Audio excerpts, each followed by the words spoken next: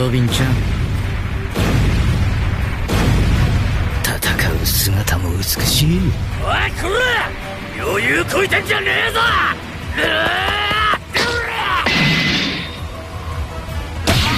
フランシェ、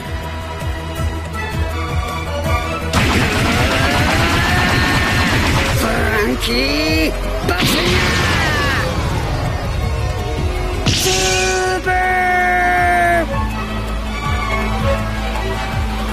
手助けは必要ないみたいだな、みんな。ゴ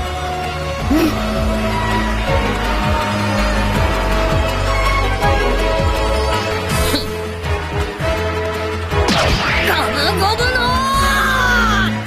ジェットピストル。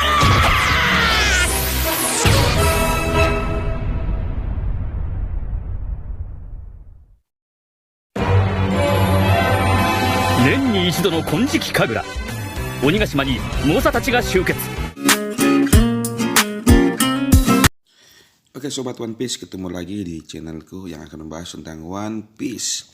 Kali ini kita akan bahas One Piece episode 981 yang sebentar lagi akan tayang. One Piece episode 980 yang tayang kemarin 27 Juni menampilkan animasi yang sangat keren.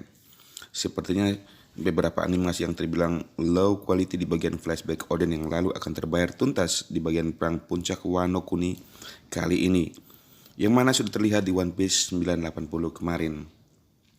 Yang paling epik tentu adalah ketika Jinbei menggunakan jurus Gyojin karate miliknya untuk menghancurkan kapal pasukan Kaido, serta pengumuman dirinya yang secara resmi telah bergabung dengan kru topi jerami bersama Luffy dan kawan-kawan.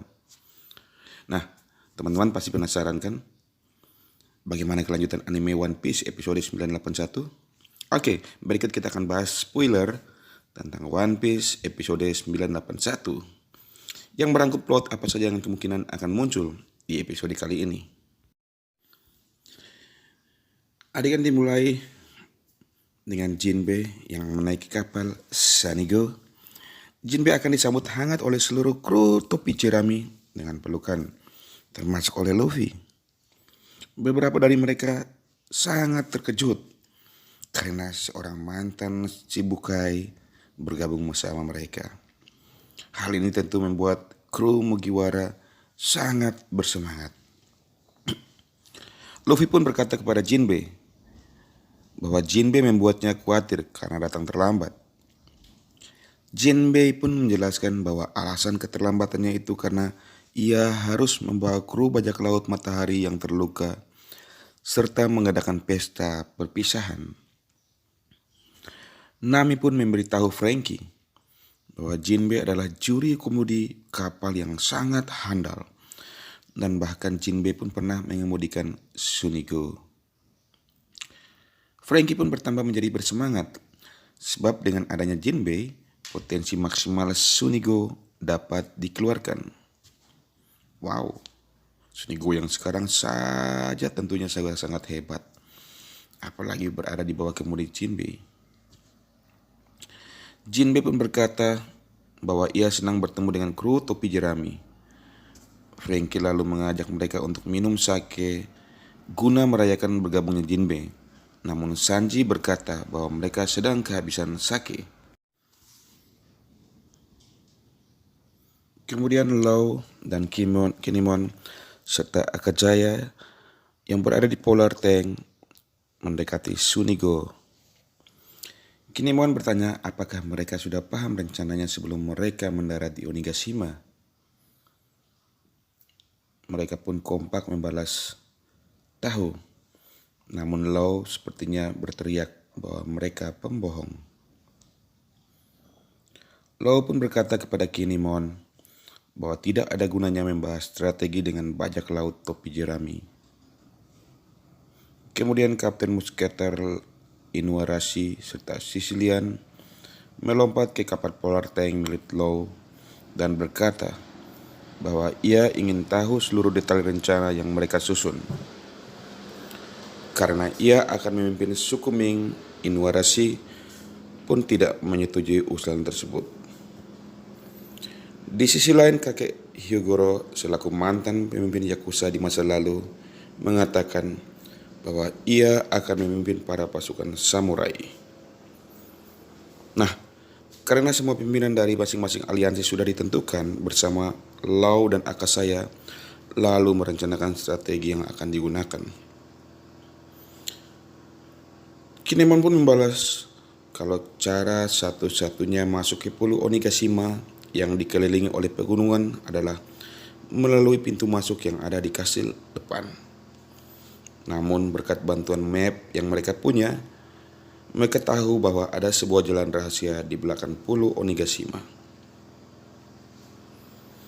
Kinemon melanjutkan bahwa ia berencana membagi tim menjadi 2 dan menerobos lewat belakang kastil Onigashima, serta menyerang Kaido ketika ia dalam keadaan mabuk.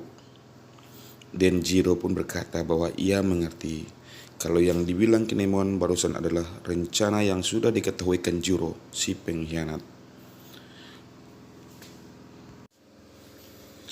Kinemon pun terkejut bukan main sebab ia tidak memikirkan rencana cadangan selain itu. Tahu Kinemon sudah tidak punya rencana lain, Law dengan cepat mengambil alih dan membuat rencana baru. Law berkata, target utama musuh adalah Akasaya, Nine, dirinya, Kid, dan Luffy. Law berkata bahwa sebagus apapun rencananya, akan ada 2 orang bodoh yang selalu maju paling depan. 2 orang bodoh yang dimaksud Law adalah Luffy dan Kid. Law berencana menjadikan mereka berdua sebagai umpan. Setelah itu, Law berencana membawa para samurai Akasaya masuk ke kastil Kaido tersebut dengan kekuatan buah iblisnya. Kinemon pun berkata kalau persis seperti rencananya. Denjiro pun memuji Kinemon karena memahami taktik yang rumit dengan mudah. Sementara itu Raizo yang tahu bahwa ia adalah idenya Law hanya diam dengan wajah yang cemberut dan mengecek. Kemudian Law berkata bahwa kapal Luffy sudah tidak terlihat lagi, dan tak lama setelah itu sebuah ledakan terjadi. Mereka menduga bahwa itu adalah suara Luffy, dan Denjiro berkata bahwa ia sudah lupa memberitahu kalau ada penjaga di sekitar pelabuhan.